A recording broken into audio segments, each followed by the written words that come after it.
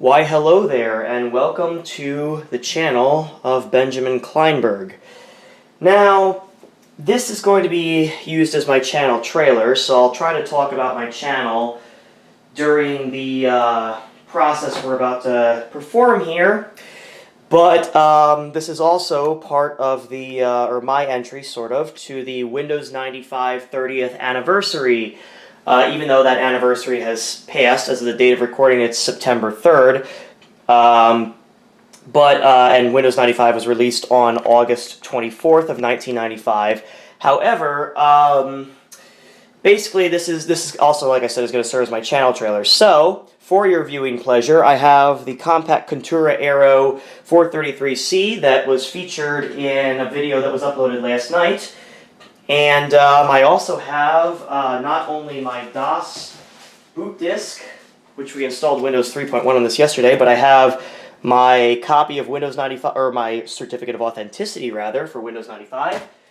And I believe this is a 14-disc floppy set. I'll have to double check. But yep, this is not the original OEM installation of, floppy set, rather, for Windows 95. But it is Windows 95A. And I believe it contains a few updates. I believe this version, or this release, floppy release, was released in, I want to say, late 1995. Let me actually see what the copyright date on the floppies are, actually. Nope, 1995, okay. Yeah, I don't see any date on this manual or anything, but, yeah, but this manual, well, it's dated here. This says, that's actually, those are just, yeah, I don't really see much here in terms of the way of yeah, but you know, we'll go through this a little bit later. Point being, let's start the channel trailer, shall we? So, I'm just not really going to commentate on installing. I'm not really going to commentate on. Well, I'm going to commentate on Windows 95, but I'm also going to commentate on my channel. So let's start with my channel. So my channel began when I was about, 10 years old, going on 11, on the date of February 6th of 2008. It was just after my father turned 50 years old, and yes, I still remember he had a coffee mug that said, "How in the blank did I get to be 50?" And my father had quite the birthday cake that year, and what got me into YouTube was I started watching Roller Coaster Tycoon 3 videos, which was my favorite computer game at the time. And basically, the channel I watched most was, I think it was called Alloria, and I think it was Alloria, I believe, was the spelling of the channel. I don't know if this person is still around, but I used to like watching videos before I would go to piano lessons, because believe it or not, yes, I was a music geek at one point in time, and I did play piano. I also played violin at one point in time as well. But it was very brief. Let's get out of this, and F3. Okay. But yeah, so basically, the reason I wanted to start my YouTube channel was because I wanted to make RCT3 related content, which was my original intention as a 10, 11-year-old kid. And I wanted to make RCT3 content because I always enjoyed playing Roller Coaster Tycoon 3, and the game always holds a special place in my heart, and still does. And I did do some Let's Plays of it back in the day, but I have since haven't really played the game in a while. So yeah, I haven't really played the game in a while, but it always holds a special place in my heart, and I do intend to do a Let's Play of the game on a sort of period correct computer when I can acquire the necessary VGA capture hardware. But long story short, Alloria was the YouTuber that, and also URG1234, who was, I think I said in one of the descriptions from one of my early videos that he or she was banned due to copyright claims, because I joined YouTube like right around the time when the the copyright police started coming to power, basically. But anyways, but yeah, so I basically started my channel February 6th of '08. I will admit I faked my birth date. I put my birthday in like 1955 or something like that. And I don't believe though I put November 5th of 1955 or November 12th in true Back to the Future fashion, because I am a huge fan of the Back to the Future series. But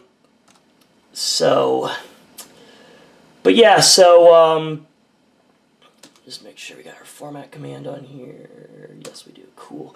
Yeah, and I am neurodivergent for those who don't know. So one thing I do tend to do is get off topic and go down rabbit holes while talking, but that is basically just how I operate. So that's one of the charms to my videos, is you get to hear a true neurodivergent person. Anyways, so point being, so I started my YouTube channel on that date under the name Morris B, and my password, which I will spill because obviously I don't use this password anymore because it's so weak, was Annalise 1.0. And the reason the name was actually was because two things actually. My sister used to watch, I think it was like Barbie Fairytopia movies way back in the day. I don't even remember. I think I still have one of the discs in my collection that I literally just didn't even know I had. I think I was going through my CD or my DVD collection, and I just happened to find one. I'll actually might see if I can get it on camera here, but I won't actually show it, just show the disc, that is. But there was a princess in that movie with the same name, and also that's what led after our my parents' old kitty, Junior, who died in '06 at the age of 15 from kitty cancer. After she died, about a year later, we got two new cats, and Annalise, or Toonses as my parents called her, was what I made my YouTube password out of, and sadly Toonsy has since passed away as well. That's what my parents called her. Toonsy was a sweet kitty, and she actually was in some of my videos. I think maybe I showed her in some of my videos. I don't remember exactly, but she was a very sweet tabby kitty. She would, I always remember because she would come up and rub against my nose and purr, and then she would then she would curl up behind my head and groom me. Yep, I, believe it or not, did have a cat who had so much affection for me that she would actually lick my head. That was good old little Toonsy. But basically, yeah, that's what I had my YouTube password was named after. So my first video, which obviously has long been deleted, because I didn't really have a camcorder at the time in early '08. Well, we did, and the only camcorder we had though was actually, this is the same camcorder that was used to upload a video I uploaded recently, which was or to record a video I uploaded recently. Me in Iowa in August of the year Y2K. But yeah, this Panasonic Palm Quarter VHS-C camcorder. My dad bought this quarter of a century ago, and that was what that camera that you just saw was used. I'll get a better picture of it, or a view of it after the trailer's done. But yeah, that was literally the camcorder that was used to record that video, and that's all that we had in '08. We did not have any type of digital camcorder, even though they were pretty abundant by then.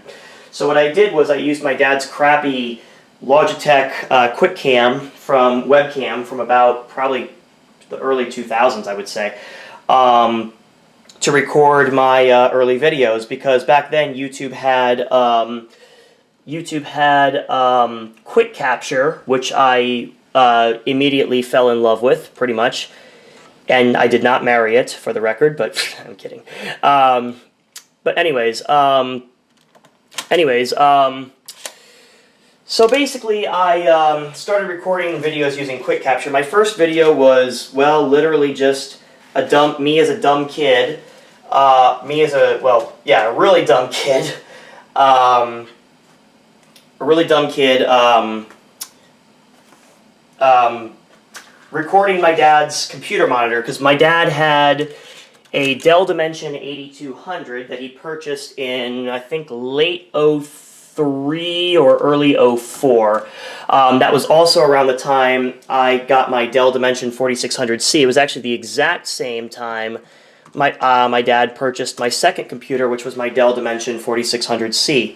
And normally I do run the IS switch to skip ScanDisk, but you know what? Since we're installing this sort of the intended way, let's actually run ScanDisk just to show you the hell of going through ScanDisk, I guess. It's early in the morning, and I haven't had enough coffee. Actually, fun fact: ScanDisk holds a special place in my heart because when I was in early elementary school, our computers had Windows 98 on them, and obviously, if Win95 does this too, if you do an improper shutdown, ScanDisk fires up by default. And Windows Me, it fires up in the GUI instead of the CLI DOS version. But yeah, so basically, just wanted to show ScanDisk because yeah, that's what it looks like in the DOS DOS prompts. That's what I was trying to say. Anyways, point being, getting back to my story. So I started recording early videos with my dad's Logitech QuickCam, which was probably sub 144p. I know an old joke in the YouTube comments was, "You recorded this with a toothbrush." And yeah, that was I might as well have been using my Tooth Tunes toothbrush. Yeah, who remembers Tooth Tunes? Those toothbrushes that would sing when you brushed your teeth. I actually had the Corbin Blue take it to the push it to the limit one back when I was back then. Anyways, I still remember the commercials on TV. They were pretty corny. But anyways, point being, so yeah, so I started my my first video was literally just me recording my dad's computer monitor. It was I think it was like a 4:3 aspect ratio, flat panel. I don't even remember what the max resolution, probably 1024 by 768 monitor. I mean, I had a little crappy Dell monitor, one of those really common ones. I think one that Garrett Claridge actually destroyed on his channel, which actually Garrett was actually one of the first YouTubers I started watching when he was Poo Poo Garrett. That was his username back then. Yeah, it was kind of, that's how I learned some of the profanities as I entered adolescence, rather. Anyways, so I recorded my dad's, basically the mirror effect, you know, and that was my first video, which obviously got, like, my -5 stars and, like, comments that were like, "This sucks, you suck, you know, you're stupid, whatever," and some other obscene comments, probably. Actually, no, I didn't really get any comments. But my original username on YouTube was Y10, which I got a lot of criticism for, actually. It was spelled W-Y-T-E-N, like whiten, as some would pronounce it, but I always pronounced it Y10. I really don't know why I chose that username. I literally just couldn't think of anything. I've never really been adept with username, with creating usernames. So I literally that was literally just the first thing that came to my 11-year-old mind at the time, and yeah, and then that's when I created my channel, uploaded that crappy video of me recording my dad's Dell monitor. My dad said maybe I should record his fish tank at the time and be like, "Hi, I'm Rainbow," or something like that. I still remember my dad saying something like that. But yeah, but basically, then the second video I recorded was was Thrillville Off the Rails on the Nintendo DS. This video has also since been deleted, and sadly I do not have the original file for it anymore, unfortunately, because the Dell Dimension 8200 that my dad had at the time is now lost to the sands of time. Long story short, about 2 years later, the hard drive died, and or actually I think it was a motherboard failure, actually, and all the data got wiped by, let's just say, people at a computer shop where I was living at the time who really should not have been working in a computer shop. So point being, yeah, they didn't really know what they were doing, and needless to say, my dad was pretty pissed at them for losing all his data.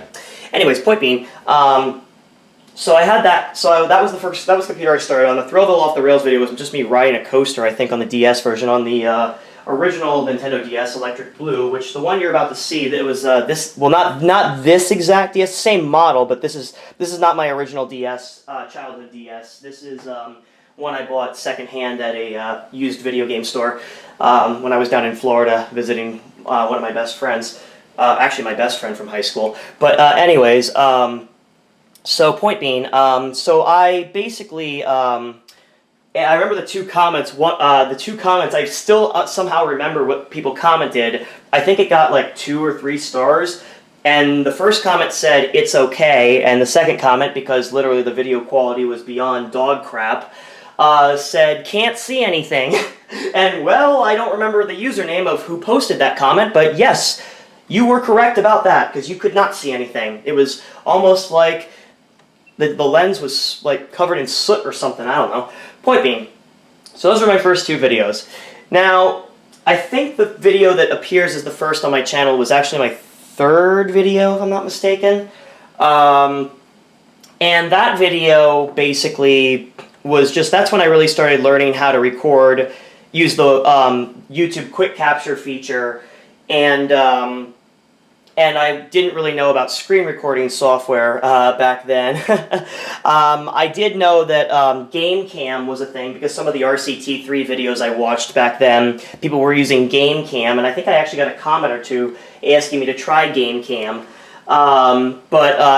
Yes, Hypercam was a thing too, but I didn't really know about that until about a year later, but we'll get to that in a moment. So basically I started making basic RCT3 videos on like how to build coasters, food, etc. Just gameplay footage. Back then YouTube had a 10-minute time limit for everybody, or pretty much I think it was everybody back then. But point being, yeah, so basically I would just I would just literally start the YouTube quick capture, point the webcam at my dad's monitor, and then literally I would fire up RCT3 or have it minimized to the system tray. I think I knew how to use Alt-Tab back then. And basically what I would do is I would just record myself playing the game, and then when I was done, I would just go back to YouTube and stop the quick capture, and then upload the file, and then the file would just be uploaded directly to YouTube from via the quick capture feature. Another thing I learned really early on was video responses. Yes, for those who were not around back then, or just didn't have a YouTube account back then, YouTube used to have a feature called video responses, and video responses were basically for the, like, let's say, like a good example is Chugga Conroy, for instance, who was a YouTuber I started watching not long after I joined YouTube. That's right, the hyphen key is down here. There we go. Anyways, point being, so it was like if you wanted, like, someone, gets, like on the Super Mario 64 slide is a good example. Obviously, like trying to beat it, like, oh, I beat the slide in 20 seconds. Oh, I beat it in 19. You would post a video response, like who could get the best time. Yeah, that's definitely a relic of the past. But, and yeah, if you want that product, okay, apparently the product ID is not correct. What? Oh, because I have an extra, that's what happens when I type and talk at the same. Still not correct? What?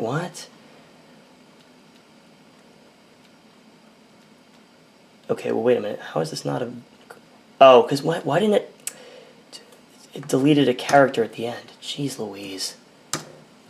Yep. Okay, yeah, so... this is what happens when I try to talk. This is what happens when I try to talk and enter the product key at the same time. I type in wrong stuff. Anyways, CD-ROM, well, we don't have that. Network, sound, well, none of the above, really. So, anyways, point being, so getting back to my story. No more distractions entering product keys. Anyways,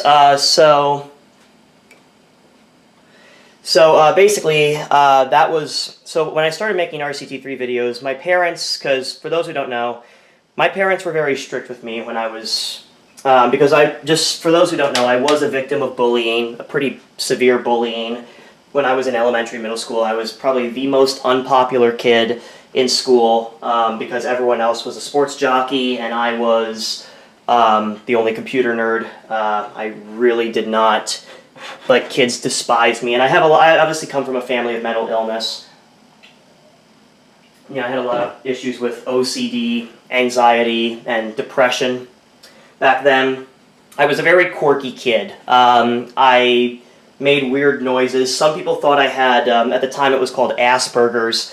Some psychologists and psychiatrists believed that I had Asperger's. Some thought it was ADHD or ADD. Turns out I did not have any of that. But point being, yeah, I did not, and I even, believe it or not, I say that I got kicked out of school, but it really wasn't kicked out. As a kid, I just said kicked out. Basically, I was forced to take a mandatory leave of absence because it wasn't because I was a bad kid, like, shooting heroin in the bathroom or something like that. It was simply because the school at the time just didn't have the resources to deal with the mental illness or the mental issues I had. So, and I was allowed to go back. I mean, eventually I did go back to that school, but we're not here to talk about that. We're here to talk about see, this is me being neurodivergent. See, this is kind of how my videos are. With me being neurodivergent, I can kind of compare my tech videos more to B Bishop PCM, who I didn't know how to pronounce his name at the time. Anyways, point being, so let me get back on track. So yeah, my parents were very strict with me. They basically, at first they would let me go on YouTube and make my own videos, but they wouldn't let me watch videos like RCT3 Death Parks or like people killing guests in Roller Coaster Tycoon as people, well, as Vine Sauce Joel, but he wasn't really a thing back then. Vine Sauce wasn't really a thing back then either. But anyways, yeah, so long story short, my parents were very protective of me. They didn't want me watching anything that had, swearing or anything that had, profanity or like, nudity or anything like that. Because YouTube was a lot more uncensored back then. The censors they have now were non-existent back then. I even remember one of the first videos that popped up because I put my birth date in 1955, which I eventually did correct to my real date of birth. Literally what happened was I basically, one of the first videos that popped up was woman naked in shower. Yeah. And like an idiot, I told my mom about that, and this was like, 3 or 4 months after I joined YouTube, I think. And yeah, did not go over so well, because my parents then banned me from YouTube. They tried to put parental controls on my Dell Dimension 4600C, which had XP at the time, which didn't have parental controls. So they got rid of the 4600C. My dad confiscated it, and he got me a Dell Inspiron 530S that had Windows Vista. It was a crappy Celeron-based, because my dad knows nothing about computers or IT, but it had a crappy Celeron CPU. I think it had 2 gigs of RAM, a 250 gig hard drive, and Vista Home Premium, so at least he didn't get me Vista Home Basic, but it ran like absolute dog crap on there because, yeah, try running Aero on a Celeron and Intel integrated GMA 945 graphics. Doesn't go over so well in most cases, especially with only 2 gigs of RAM and a really slow 250 gig 5400 RPM hard drive.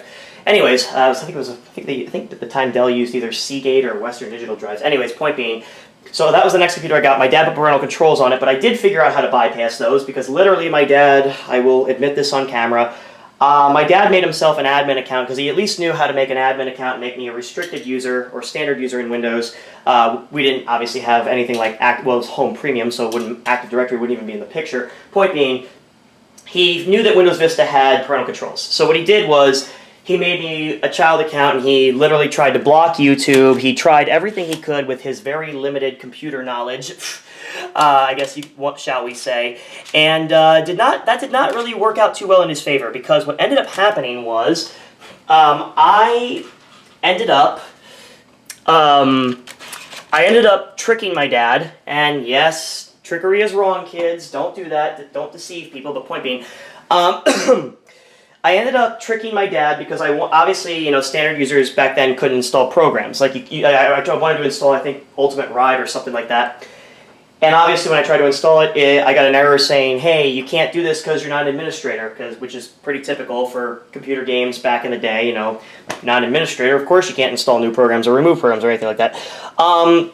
So what happened was I asked my dad when he was in a good mood, because my dad can I'll be honest, my dad could be a little, it still to this day can be a little moody. He's still a good father, and I still love him dearly. It's just, you know. But anyways, point being, yeah, just one thing is my dad was always very critical of everything, and sadly, like his father, Grandpa Joe, was. And I understand that there was mental illness and whatnot, but I'm not here to talk about the family for right now. Point being, so my dad logged in when he was in a good mood, and because I was logged in as an admin, I was able to literally go into the control panel and just switch my user account to being a computer administrator, and my dad never found out. He didn't even monitor me. And I never told my dad, obviously, because why in the hell would I do that, right? Anyways, but but literally my dad never knew. And actually, it was not just that prompted him to put parental controls. This is actually kind of a funny story, too. It's kind of unrelated to YouTube. Well, somewhat related to YouTube. YouTube used to have ads back then, and, well, it still does today. What am I saying? Still have, ads are even worse now than they were back then. Point being, I clicked on a bad link, let's just say, and it took me to a porn site. And I was using frickin' Internet Explorer version 7, which was the current version at the time.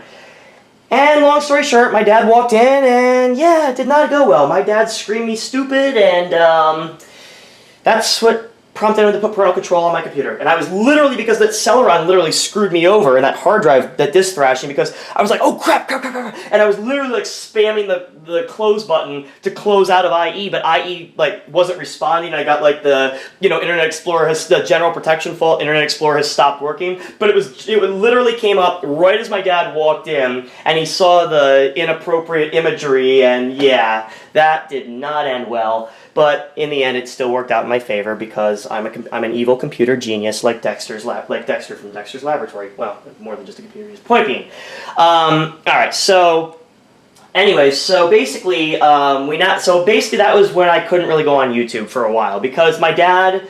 I was afraid to go on YouTube because I knew my dad was very strict, and I knew my dad, and my dad literally would periodically come into my room and check to make sure I wasn't doing anything I wasn't supposed to be doing on the computer. So what ended up happening was, though, around the end of '08, I think I'd forgotten my YouTube password, which you know, I didn't really know about forgot password. I didn't even have an email address back then. I think I created my Gmail a year later. Yeah, I think it was a year later. I created my Gmail after I created my YouTube. But anyways, point being, so what happened was I basically, the end of '08, my dad agreed that I could go on YouTube if, and only if, I was only allowed 1 hour of YouTube per day, and he had to be in my bedroom monitoring me to make sure I wasn't watching anything inappropriate. Yes, I am dead serious. My father actually required that, but that practice did not last long, let's just say.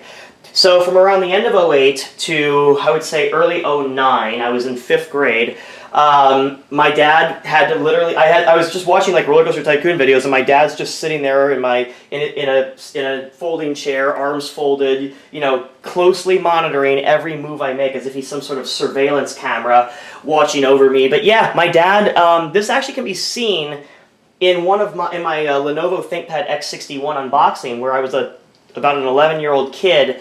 And that was actually my father's laptop. I'll get to that in a minute. That's when I started doing tech-related videos. Because around the end of '08, I did make, I was still using the Quick Cam feature, but I started to record other games, more than just RCT3. I started to record RCT1, RCT2, and I think I even uploaded a clip from Jimmy Neutron versus Negatron, which was another game that I always played ad nauseum when I was a kid. I think a lot of kids of my generation were big into Jimmy Neutron back then. I didn't really know anybody who wasn't back then. Point being, so, long story short, after that I started to shift my focus to more tech-related videos. I don't actually remember. Well, I had a slightly better webcam for the time, I should say, USB webcam that I had used with my Vista machine. And that's what I used to record the Lenovo X61 unboxing video, which my dad was actually in the room. You can actually kind of hear him in the background. I think I said that there was a Windows Vista sticker on it, and you can hear my dad say, it shouldn't be Vista, because my dad vehemently hated Vista. He was one of those who was like, I will never leave XP for the life of me kind of people. But yeah, but I think my dad even said, careful! You know, you can kind of hear him, you know, say that, you know, just like, annoyed because my father, like I said, my dad, I love my dad, but I will say, my dad, he could yell. He could yell, and he had quite a temper when he was younger.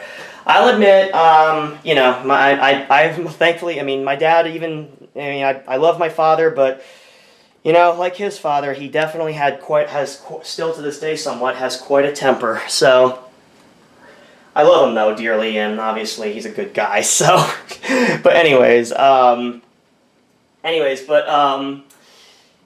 where was I? So basically, yeah, that's where I started doing some tech unboxing videos. Then I started doing because I started see unboxing videos, and I tried to copy other YouTubers because yeah, I was trying to. I think my Lenovo X61 unboxing was actually based off of JKK Mobile's. That was a YouTuber I was watching at the time. Dell Mini 9 unboxing, which I was literally obsessed with that because, well, did I mention I have OCD? And yeah, I was literally obsessing about getting the Dell Mini 9. My parents literally, I literally remember asking my parents for it, and they're like, no. And then literally I harassed them so much, they actually said, okay, Ben, if you make the AB honor roll, I'm just heating up my coffee here because I need a little bit more of this because I didn't really sleep last night. Fun, right?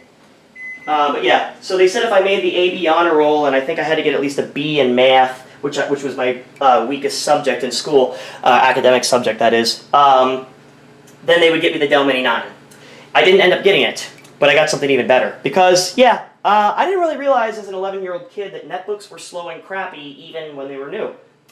But I remember literally I would go on the Dell website and just play with their, the build your system, interactive flash page, and I would literally, and then to make matters even worse, almost as if this was early scam. Well, not really. These are really scammers, but I would literally go on Dell's website because they had a support chat feature, and I would just chat with random Dell sales reps. And then, and they didn't realize I was an 11-year-old kid, and so, yeah, I would chat with them and waste their time, and then when it came to the payment, I would make up some cock and bull story oh, I'm broke, or, oh, I lost my wallet, or I flushed my wallet down the toilet or something. It was stupid. The true definition of LJN, ludicrous juvenile nonsense. Anyways, but basically, yeah, I would do that. I would do stuff like that. But I was a kid, preteen. Could you really blame me? But anyways, yeah, I would do that, and I ended up in the summer of '09. I did actually do well enough in math. I got that B in math, and I did make the AB honor roll for 5th grade when I graduated 5th grade in May of '09. And my dad did go to the Best Buy with me, the local Best Buy with me, and we went to, and it's still there to this day, I believe. I think it's still in the same location, the Best Buy at what's now called University Town Center in Sarasota. It's it's right, the mall obviously wasn't there. That was a big open field back then, but excuse me. But anyways, point being, so basically, yeah. So I went there, and my dad, and we were looking at laptops, and my dad, and the Dell Mini 9 wasn't there because back then you couldn't buy Dell laptops in most retail stores. Best Buy didn't sell them. Yeah, because CompUSA and Circuit City. We did have a Circuit City in Sarasota, but by then it had gone out of business. And I do remember being in there when I was probably, 6, 7 years old, maybe 8-ish, because my parents moved to Florida when I was about 6. So anyways, so what I was going to say is, now I lost my train of thought. Oh, there we go. So point being, so yeah, so I was looking through the laptops, and I wanted a laptop that could play RCT3, and my dad did some research on CNET and Consumer Reports. Yeah, remember them. My parents actually, I think, they don't have their subscription anymore, but they did back then. But basically my dad's like, Ben, even my dad knew that the graphics card in netbooks was just a crappy Intel onboard, what was it, GMA 915, 945, whatever it was. GMA 900 series, which obviously was, well, pretty crappy when it came to gaming. Although, it'll be interesting in just a moment. So after that, my dad, I ended up getting the Toshiba Satellite A305 S6905 laptop from Best Buy, which I had inadvertently purchased a pre-owned laptop because I didn't realize, well, as a kid, I was like, wait, what? Why am I not going through OOBE? You know, but yeah, I was an idiot kid and didn't realize that the inspected by Best Buy tape on top meant that I bought a pre-owned product. And yeah, Best Buy does not inspect them willy-nilly. They only do that for certified pre-owned products, and yeah, I think my dad just wanted to save money because, well, that was actually during the recession, and my dad was, you know, my father was struggling a little bit financially, and sadly, today we are probably in a worse, well, recession state, so to speak, than we were back then. But anyways, so I got the Toshiba Satellite A305-SX905, and then from there, I finally discovered HyperCam, and learned how to use... Actually, that's not true. I did try GameCam back in '08 with one of my I think it was a Billion Food tutorial video that I made. But GameCam at the time only allowed, I think it was like, with the unregistered version was only like a minute recording, and I really didn't know how to use like cracks or whatever back then. So yeah. Anyways, point being, so basically the Toshiba Satellite A305-SX905 is what I used for a good majority of my videos from around mid-09 until probably I'd say a couple years later. So, because I would use the internal webcam, which was high definition for the time, yeah, 480p, but that was considered high quality when YouTube had the high quality feature on their video, on their player, when they were still using Flash. So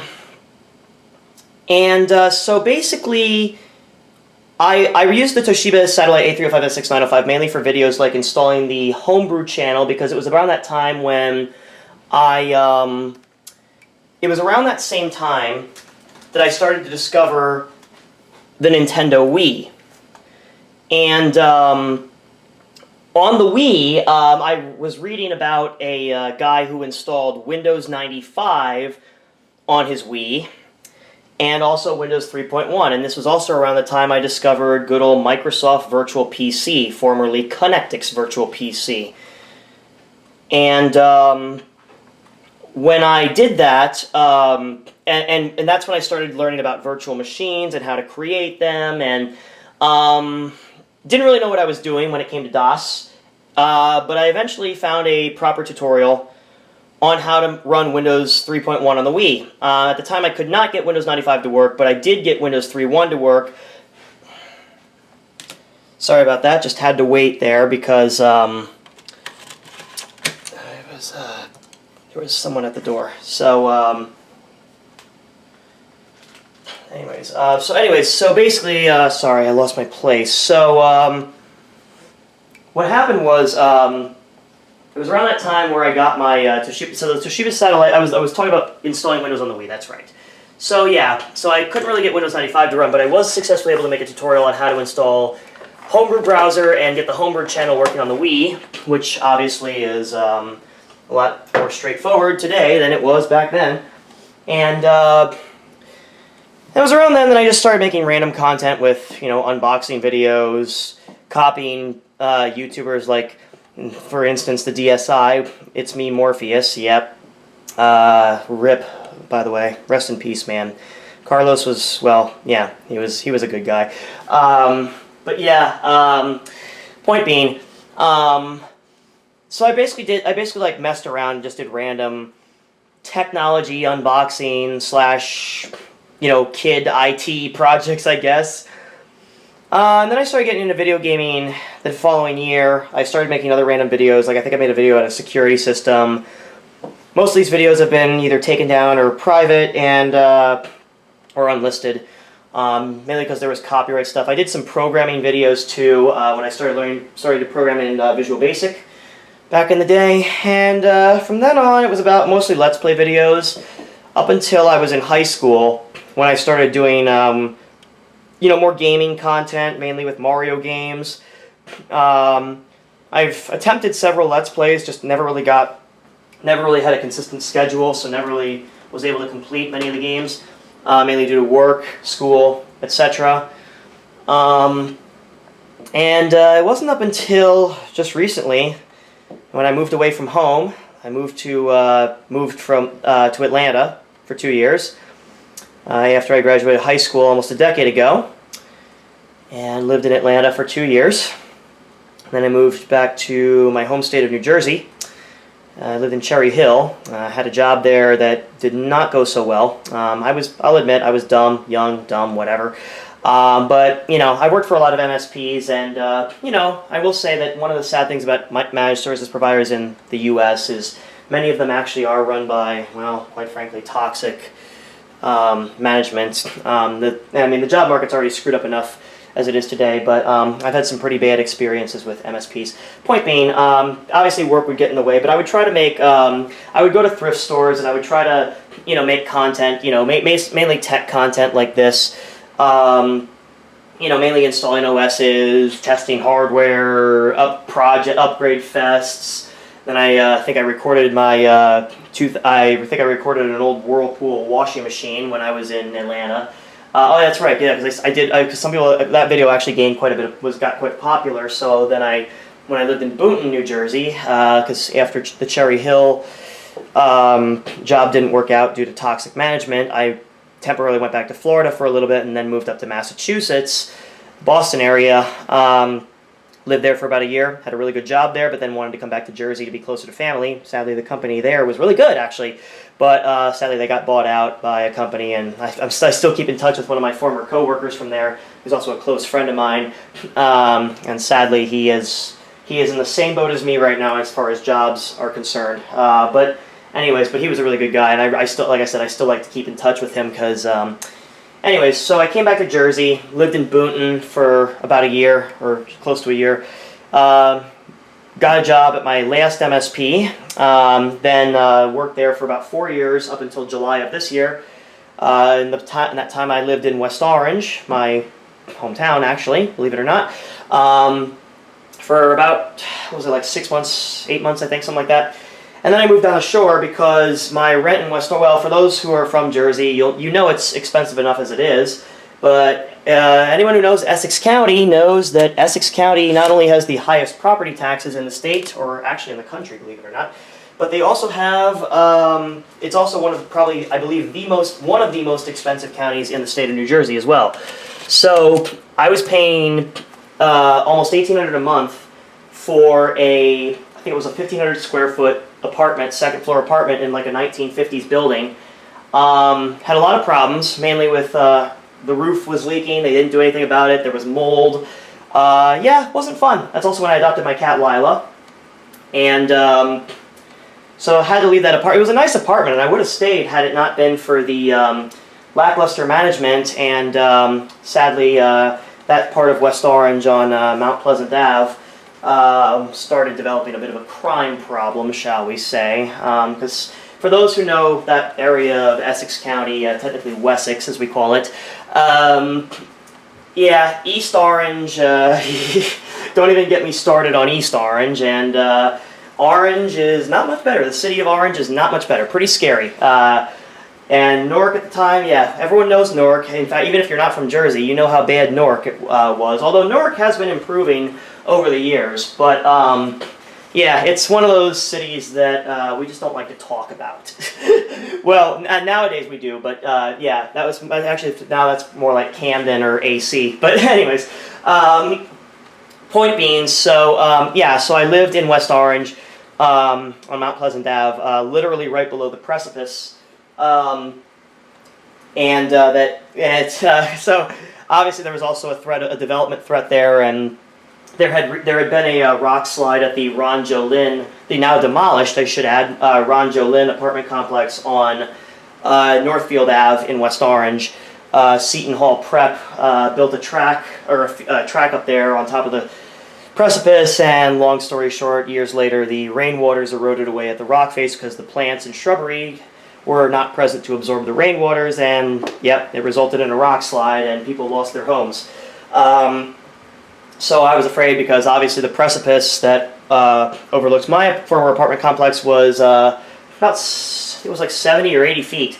So, and yeah, I mean, you could literally look up to the sky from that thing, and yeah, I mean, anyone who's from West Orange or North Jersey knows what I'm talking about.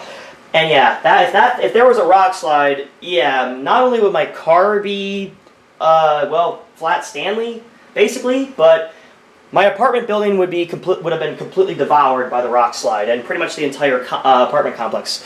So yeah, thankfully the development did not proceed, but obviously with pricing and concerns, problems with management not caring about mold and other issues in the complex, I ended up moving down the shore because my biological grandparents, maternal grandparents, had lived in Lock Arbor, which is, for those who don't know Jersey, that's in Monmouth County, just north of Asbury Park. Basically, so I remember their house, which is amazingly still there, on Euclid Ave in Lock Arbor. It's still there, even though when I was visiting my biological grandparents, there was an empty lot across the street in a bungalow, which have all now been developed and into these frickin' McMansions. But that's what's happening down the shore these days. Lock Arbor is already starting to look like Belmar or Spring Lake. But anyways, point being, yeah. So I always wanted to live down the shore because when I lived in North Jersey in South Jersey, I actually went down to AC because for those who don't know Jersey, most beaches here actually require season passes from Memorial Day to Labor Day. So you actually have to have beach tags to get on the beach, and they are not free. If you couldn't have guessed that already. This year, the season pass for Bradley, where I live, was $100 a pop. No joke. When I first started going down the shore to Lock Arbor, because you can also buy a day pass. When I first started going down the shore to Lock Arbor, I think the day pass was $8, I think, and now it's like $14 a person. Don't even get me started with inflation. The only free beaches I know now today in New Jersey are AC. I think AC is still free, and Keansburg, but you don't want to go to Keansburg beaches. They're filthy. And the water is pretty brown. It's pretty gross, too. Overlooking Staten Island and Brooklyn, respectively. But anyways, yeah, anyway, and Keansburg was always known for being sort of a trashy town. It is starting to improve, thankfully. In fact, the wife and I almost got an apartment there. We got approved for it, but then we withdrew the application and didn't sign the lease because, let's just say there were some outrageous clauses in the lease, which is why you never sign on the dotted line willy-nilly. Got to read the fine print because, yeah, there was stuff in there like, oh, if the roof leaks, it's your problem, not ours. Like, as you're saying that as a landlord, but anyways, I digress. Yeah, so then I moved down the shore to Bradley Beach. Ironically, I have an aunt who is a biological aunt who lives here, same town, and also actually another biological aunt lives just one town over in Neptune. And yeah, I've always enjoyed being back in Jersey. Never liked Florida. Didn't really like Atlanta too much. I've always been a northerner myself. Never really acclimated to Florida's climate either. And even Jersey is starting to get a little too on the humid side. But I do love the change of seasons up here, and obviously I wanted to have all 4 seasons because in Florida it's summer, summer, summer, and then maybe 1 week of fall, and then back to summer again, and it just sucks. And I still remember one of my friends from high school literally said, and I quote, "I have to ride my bike in freezing 70-degree weather," and my response to that was, 70, freezing? His response, "Don't start your northern BS with me." Yeah, and I didn't really tell people in my high school that I was originally from New Jersey because, let's just say, Floridians do not really, if there's one state that native Floridians, that is, don't much care for or vehemently despise, especially when they see the license plates down there, it's obviously Pennsylvania. No, I'm kidding. It's New Jersey. Yeah, like literally everyone in Florida complains about New Jerseyans, and we're really not that bad. We're just direct. We're not jerks. We're just honest and we're direct. And we have it's like a different culture up here, basically. And I think the other thing too is I didn't really, because you can kind of tell in my videos in late high school where my accent started to develop. Because obviously, having lived in the area, obviously I've, acquired the local dialect a lot more. But my dialect really didn't start to develop until I was about, I would say about senior year of high school. I was starting to learn, you could start to hear maybe like the short A split a little bit, maybe A tensing, stuff like that. So by then, you know, my YouTube content, even though I got completely distracted from talking about YouTube content, I did a lot of just random content, mostly, like I said, mostly tech, gaming related. In recent days, obviously since moving to New Jersey, coming back to Jersey and living down the shore, I did a driving video once, which I do actually plan to do another one this year. I have a new dash cam, so hopefully it'll be better quality than my old driving from Bradley Beach to AC video on the Parkway.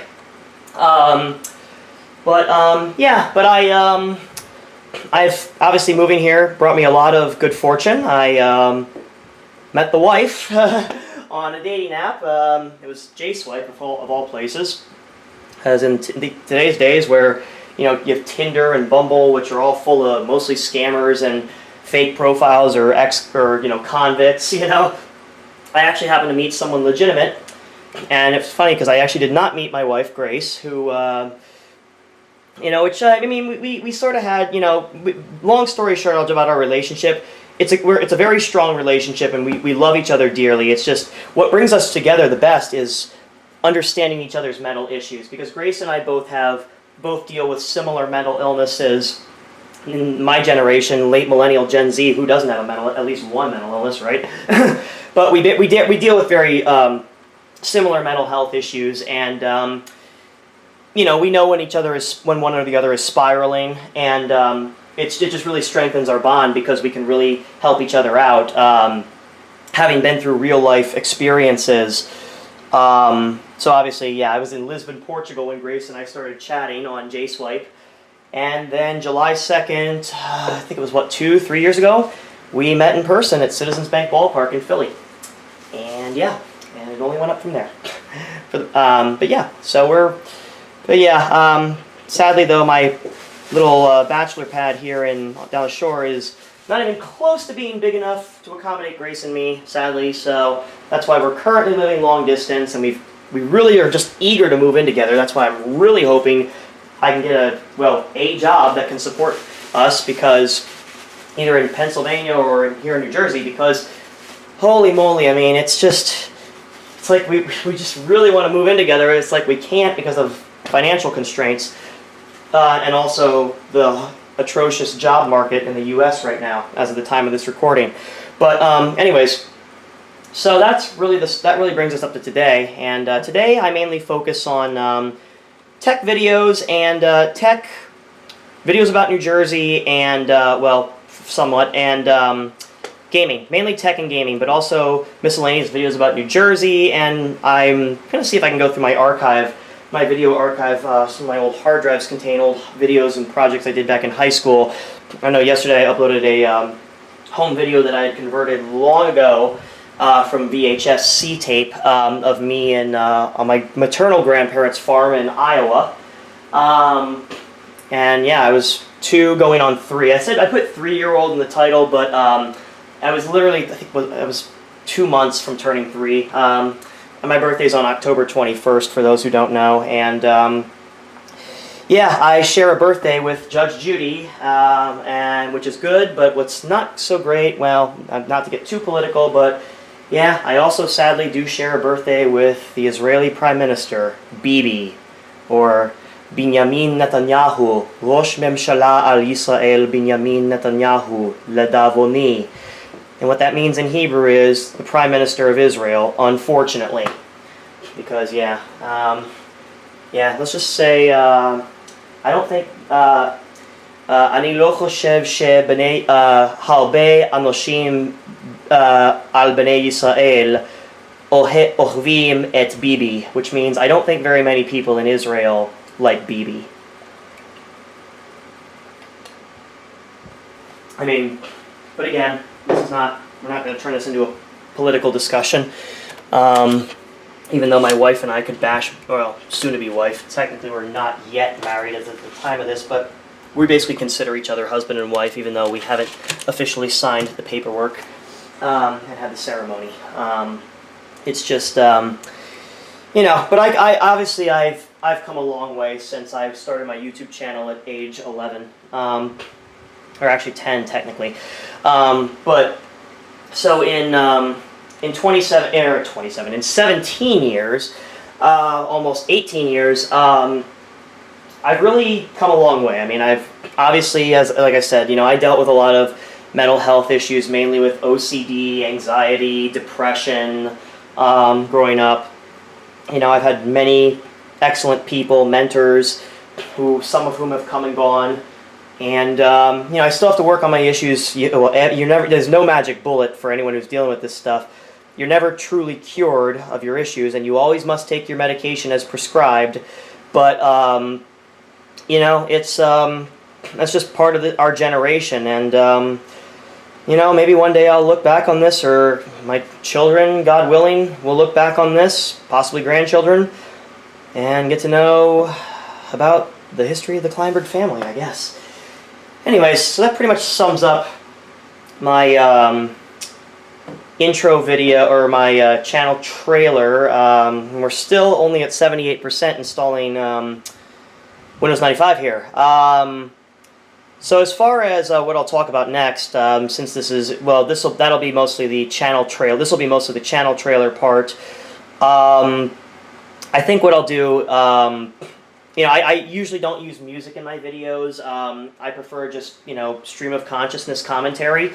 That's just how my video style is, if you couldn't tell. I know I'm explaining this after the fact, but that's really how my videos go. Like I said, I use a style similar to B Bishop PCM, and somewhat of a mixture of V Westlife and the Nostalgia Mall, or I always knew him as Road Geek, Billy Core. But I remember watching his videos when he was Road Geek, and V Westlife was another YouTuber I watched. Ryan Garrett was another one, or Garrett, I believe is his last name. I can't remember if it's Garrett or Garrett, but he was another notable YouTuber I watched. I'm more of an old school YouTuber.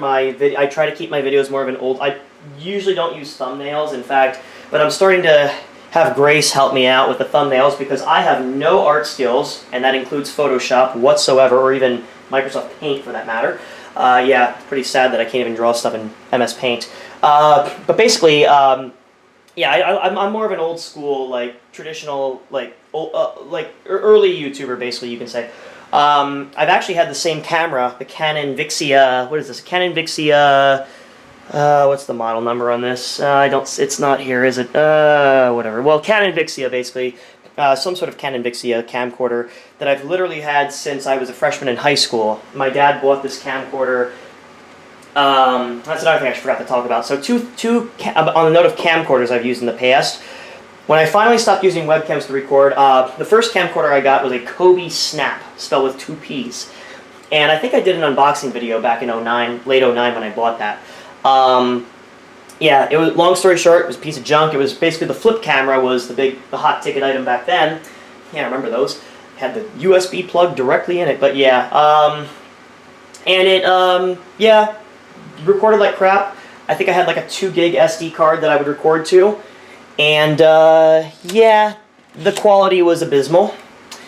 And, I think... And yeah, and I would use, my first editing software was, surprise, surprise, when I actually did edit movies, was good old Windows Movie Maker. Yep. Where the birthplace of YouTube poop, basically. So, yeah, so Windows Movie Maker was what I started out, mainly on Windows XP and later Windows Vista, and if you really want to go later into time, Windows 7's Live Movie Maker. This is about the time when Microsoft was decommissioning Windows Movie Maker, or retiring it, rather. I used Camtasia Studio for editing for a while, and then when I graduated high school, I got my first MacBook, because I started to go in the direction, I started to go Mac and not go back. Yeah, I started using iMovie. I will admit I pirated Final Cut Pro, but I was a dumb 18-year-old, so what'd you expect? Yeah, so I would use, and now I use a M3 MacBook Air. I use iMovie because I'm no longer a software pirate. Don't be pirates, kids. That's not good. Don't copy that floppy. Yeah, I'm talking about you. Anyways, I'm talking about you, Lila. Don't copy that floppy. That's my kitty. But anyways, she's not in the shot right now. But yeah, anyways, point being, yeah. So that was basically what I started recording with, and then when I was bar mitzvahed at 13, my dad bought a JVC Everio camcorder, but it saved in a proprietary format. It was a high-def camera for its time. I think it was 480p was the max resolution it could do. Or not high-def, but you know what I mean. High quality, rather.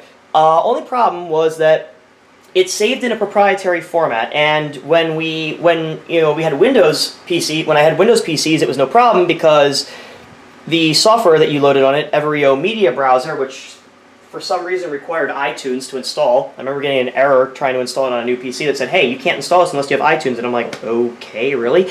But anyways, yeah. So basically, that program obviously does not run on modern Windows, sadly. But thankfully, Handbrake, when I went to Mac, I was able to use Handbrake to convert the proprietary .mod files that camcorder saved in to like AVI or MP4. So I was able to convert them and properly edit them with Final Cut and now iMovie. But yeah, so I've had I've basically been I've been on a Mac. I did go back to PC for a little bit when Windows 11 came out, but now I'm like, you know what? Windows, I'm sort of in the same boat as Nathan Lineback and former YouTube user Coogie, because, yeah, Windows sucks these days. It really does. I have two Windows-based servers, a 2K25 and a 2K22, and also a 2K16 VM that I use for my WDS server, and they both, and yeah, Windows Update, enough said right there. Microsoft has really been sucking lately. And I have not, the only thing I've really been impressed with as far as their products is maybe Defender and M365. But other than that, Microsoft has really hit rock bottom, in my opinion. So I'm mainly switching over to Mac and Linux. In fact, I have recently acquired two laptops. Well, actually, I bought an HP Stream laptop. I thought about making an unboxing video, but I figured it was too boring for video content. But let me know if you want to see some Linux-related content, because what I did was I bought a HP Stream 14 laptop for $170 on sale, Labor Day sale, in Lancaster, Pennsylvania, where my fiance is from. And my well, soon-to-be brother-in-law, is also a IT guru like me, although he's more into programming than IT hardware, software, and networking like I am. And but yeah, he's sort of my Linux guru. I forgot to mention, I should mention I did play with Ubuntu way back in the day, because I saw Ubuntu when I was obsessing about the Dell Mini 9, and obviously a lot of netbooks at that time did ship with Linux, or usually Ubuntu, like I think it was version 8. I think Dell had their own customized version that shipped with the Mini 9. But yeah, but I actually remember doing a video on my dad's old Toshiba Protege 3500. No, that's not the one I did a video about last year, but it's not the same model. Or it's the same model, but it's not the exact computer, rather. But yeah, actually, that was another thing I forgot to mention. My dad eventually gave me his old Protege 3500 that he bought for like over $5,000 in '02, because it was one of the first tablet PCs. I think I mentioned that in my video on that, but yeah. I remember literally what I would do as like a 10-year-old kid, like right before I started YouTube back in like '06, '07, is I don't know why, but my parents put a mattress in our living room in our house, and I would literally sleep in the living room. I got like my comforter and sheets, and I made like a little, 'cause kids like to make forts and whatnot, so I felt like it was kind of like a little fort in the living room. I don't know. I was a kid, but yeah, I would because the battery was stone dead by then. So I would plug my dad's. I had that literally as my desk, which was really just putting the laptop on the tile. Yeah, I would actually, I'm not proud to admit this, but my dad saved his credit card information in Internet Explorer's autofill. And, well, let's just say, and don't do this, kids, because I know it's even worse now than it was back then with kids charging their parents' credit cards with in-app purchases. But let's just say I ordered sprinkler heads and charged my dad's credit card without his permission. Yeah, but I was a 10-year-old kid, and I knew better.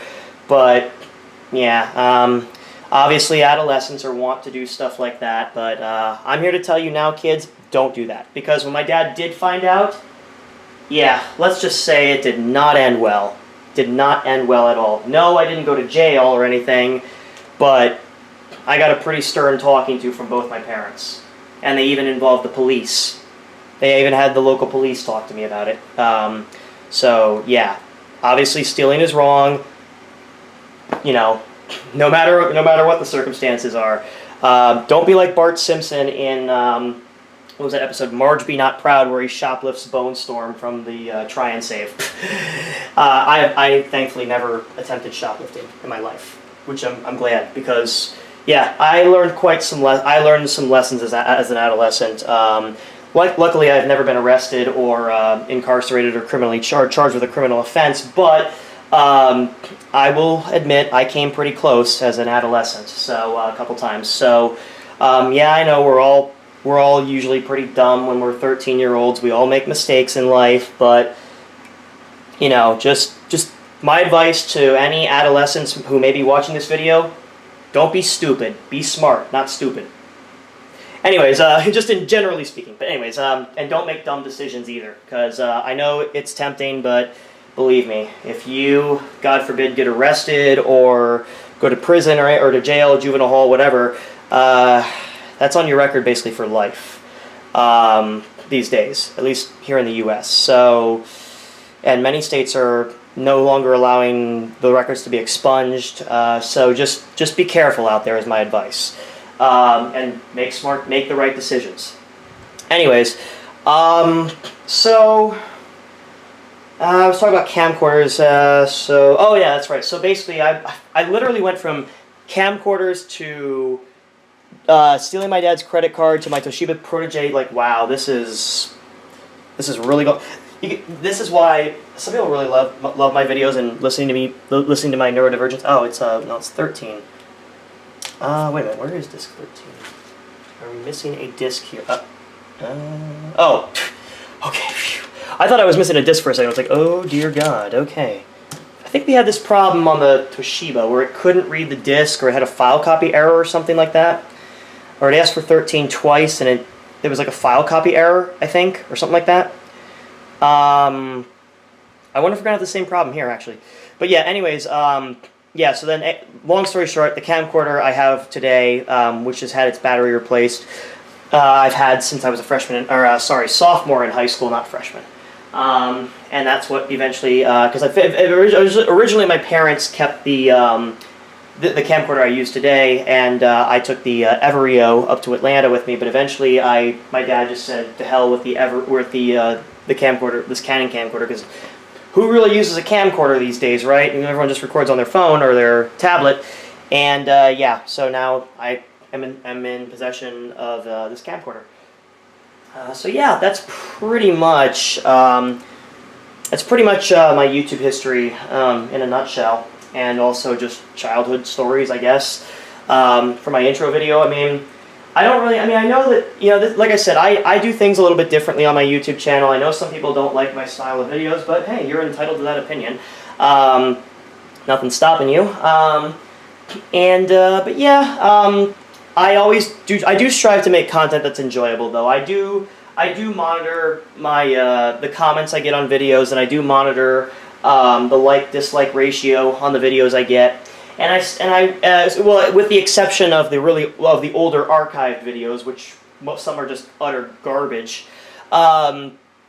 For modern videos, I will usually remove them if I start seeing an increasing number of dislikes, or if I go back and rewatch them and just feel that it doesn't really fit the quality standards. Because I do have sort of my own seal of quality, in air quotes. No, not like the Nintendo seal of quality that apparently LJN was immune to, but anyways, I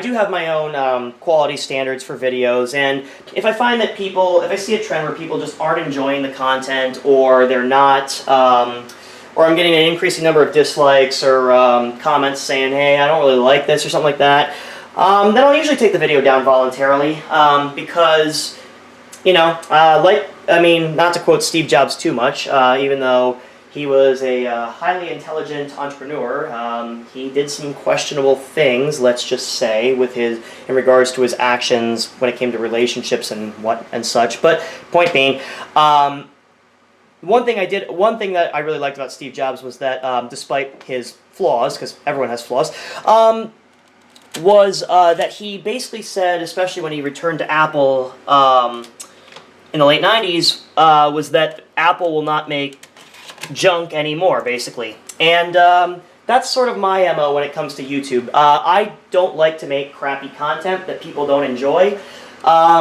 So I will voluntarily remove content that I notice people are not enjoying or disliking frequently. I will usually remove that from my channel. And that's actually the case that happened back in April. I noticed the 420 weed video. It was very bad acting. It was recorded late at night. I wasn't really. It was trying to do a horrible failed attempt at improvisation, and I noticed that people weren't really liking it. They weren't enjoying it. They were disliking it. So I voluntarily took that video down because after rewatching it and reassessing it, I determined it didn't meet my quality standards. And even though I made a disclaimer saying obviously I am not on drugs and I'm drunk or whatever. Because obviously, employers do check social media these days. So that's why the disclaimer was, and obviously because, YouTube has more stringent policies now. But point being, I voluntarily took the video down because I just noticed people weren't enjoying it. And they were disliking it frequently, so I'm like, what, this really doesn't meet my quality standards, and I took it down voluntarily. But yeah, that's sort of when we get to 100%, that will actually be the conclusion. But in total, I have been recording for 1 hour and 14 minutes.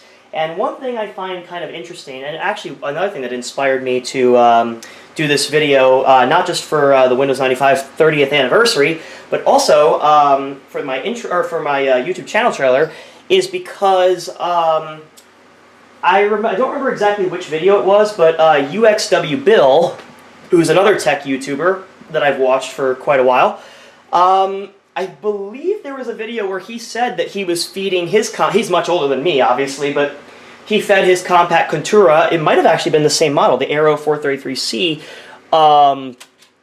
floppy disk after floppy disk, like I'm doing with this Compaq, I remember he said Compaq Contura, I don't remember which model exactly, but, and I think he said it took like 2 hours to install Windows, on Windows 95 that is, on it. I'm not sure if that was the original release, yeah, because my release of Windows 95 is 14 floppies. The original release, RTM rather, release was 13 floppies. So I think the floppy disk set I have is probably from around late 1995, I would guess, maybe early 96. Actually, I have to look up the build number when we actually get into Windows here. But yeah, anyways, point being, that is so to copy files, and it took about 1 hour and 15 minutes on this Compaq Contura Aero 433C with a 33 megahertz Intel i46SX and 8 megs of RAM. Yeah, 8 megs of RAM and the hard drive in this thing is only 170 megs. And this laptop was released 1 year before Windows 95 launched for general availability. And this laptop was introduced, the Aero series rather, was introduced, I believe, Q2 of 1994. I know it was sometime in 94. It was either 90, I think it was 90, maybe 93, 94, around that time. But yeah. This is also done because I know, because like I said, as I was saying earlier, I remember uxwbill was mentioning that he installed Windows 95 on a similar laptop. I know it was definitely a Compaq Contura. I don't remember the exact model he mentioned in the video, but yeah, he said it took frickin' forever, and but it is kind of interesting to actually be doing this, and also to commemorate Windows 95's 30th anniversary. So this will sort of be once we get to the desktop,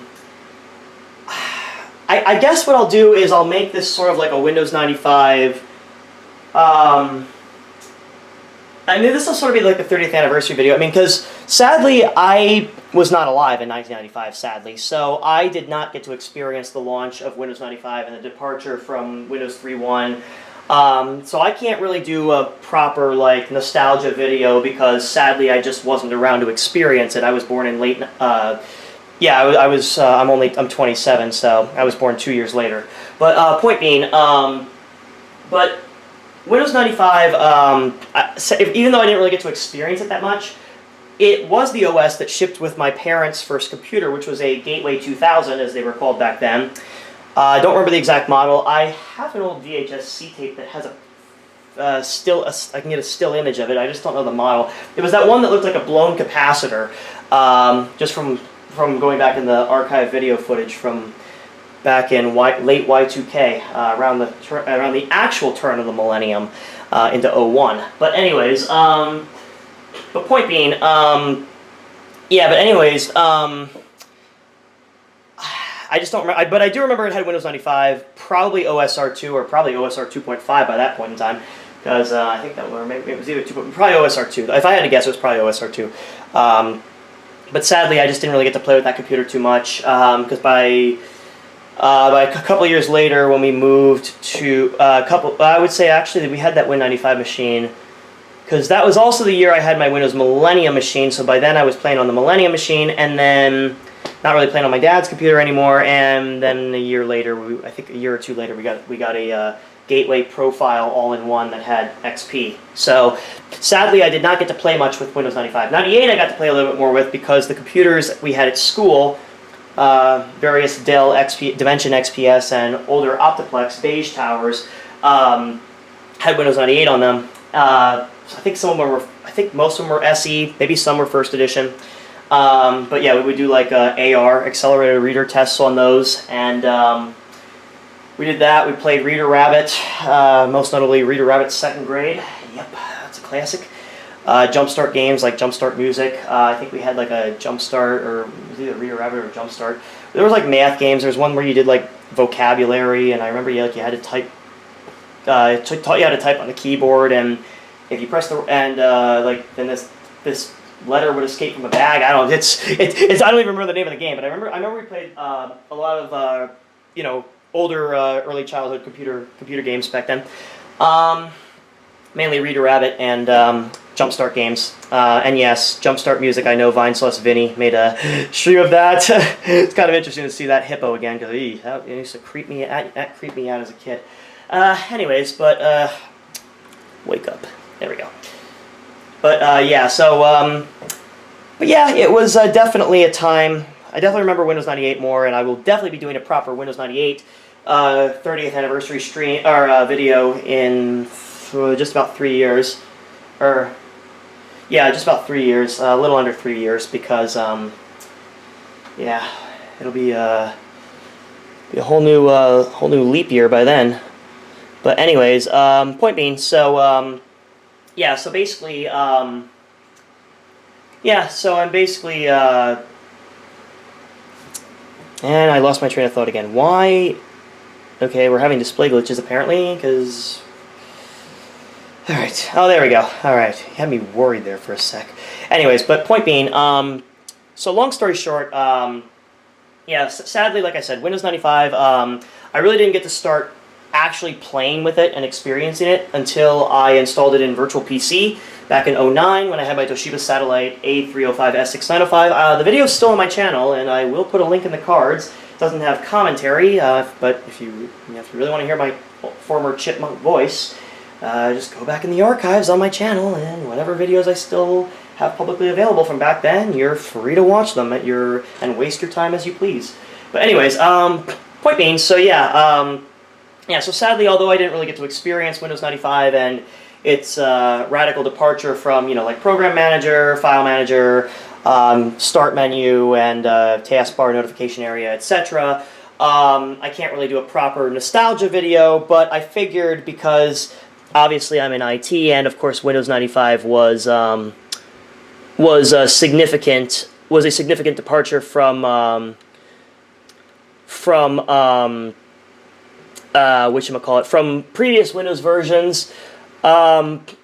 I just decided, you know what, I have to at least do an installation video of Windows 95 as you would have done back in 1995 from floppy diskettes. Now, of course, there was the CD-ROM version, which I also own. I actually got that for free back in '09, courtesy of my religious school teacher, Mrs. Sabrina Silverberg. Yes, I still remember her. She was from Egypt, but grew up in Israel.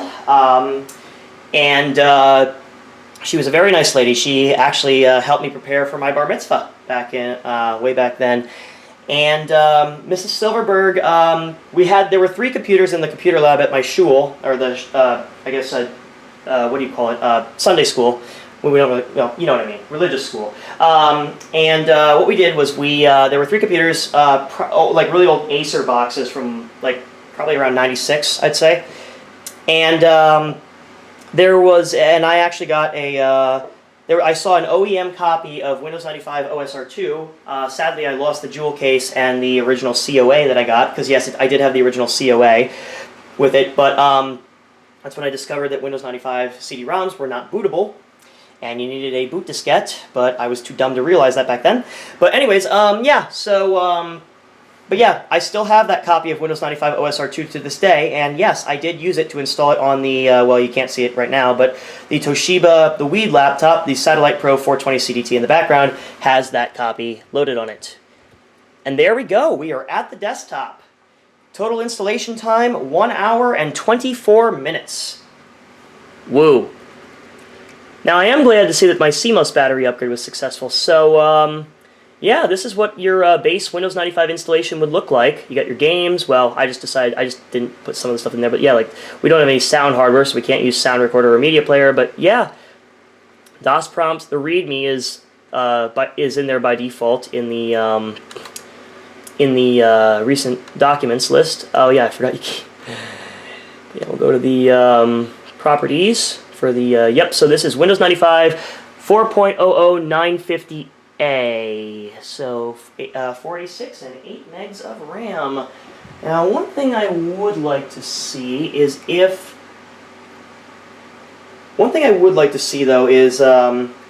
I'd like to see this build number, when this build of Windows 95 came out, because I know this is not the original RTM build, but let's see, Windows 95.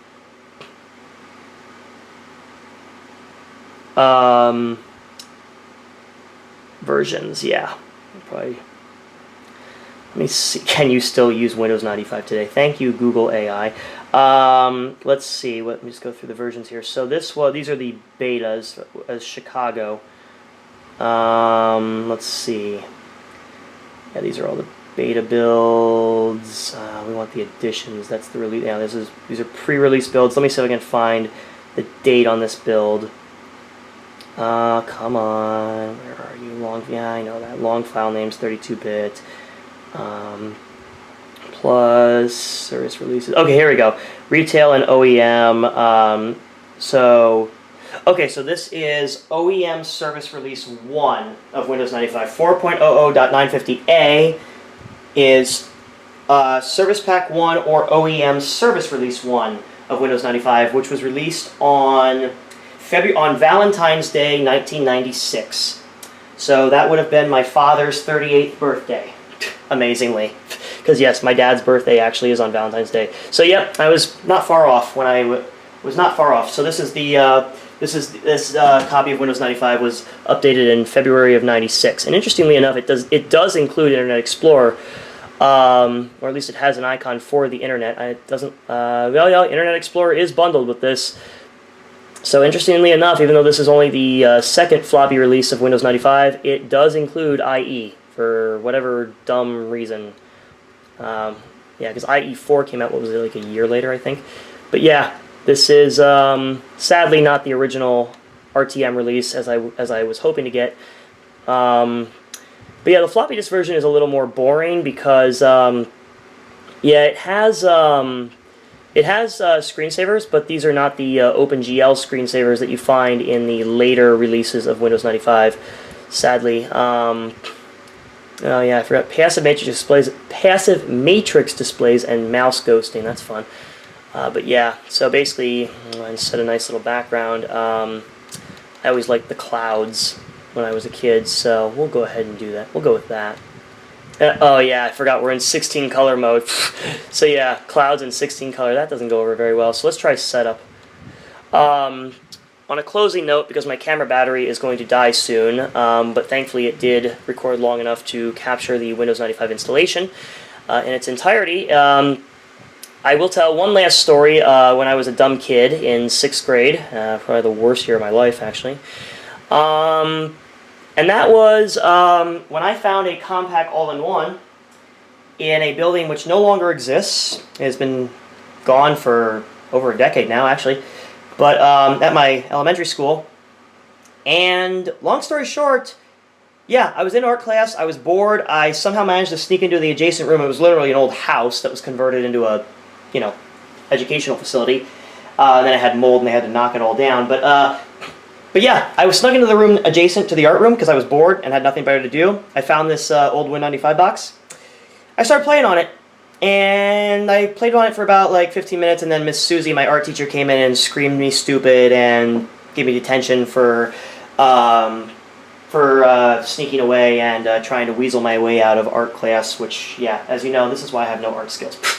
Anyways, so I think we're good. I think that'll do it for this video.